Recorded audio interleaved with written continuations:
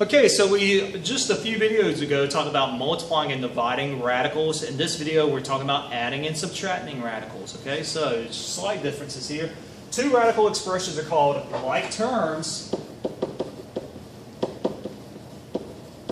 if they had the same index and the same radicand. What the radicand is just a number underneath that root symbol. Okay, so they got to have the same index and the exact same number underneath the root symbol before you can add or subtract them.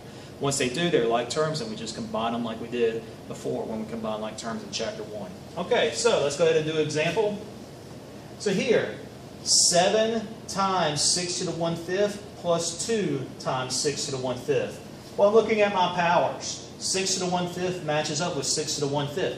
So these are like terms. Think of it as 7 apples plus 2 apples. So I have altogether 9 apples, 6 to the 1/5. And that's all it is to it. Once they're like terms, you just add them like normal. Okay? Now, in example 2, things get a little bit more challenging. At first glance, it does not look like I have like terms. So I need to do some scratch work first. What I'm going to do is try to simplify my radicals as much as possible and hopefully get some like terms. So what I'm going to do is just take one radical at a time. I'm going to do this first one, the cube root of 16 in green.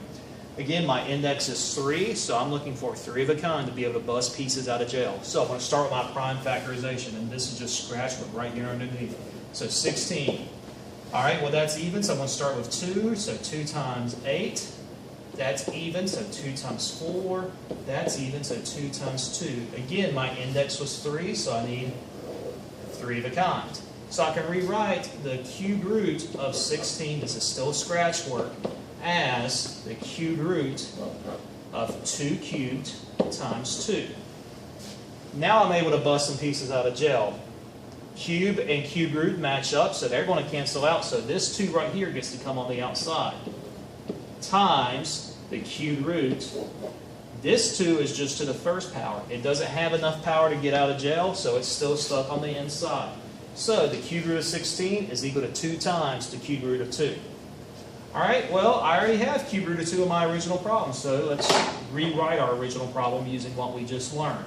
We have 2 times the cube root of 2 minus the cube root of 2. I just rewrote the problem, replacing the cube root of 16 with what I learned here, doing my scratch work.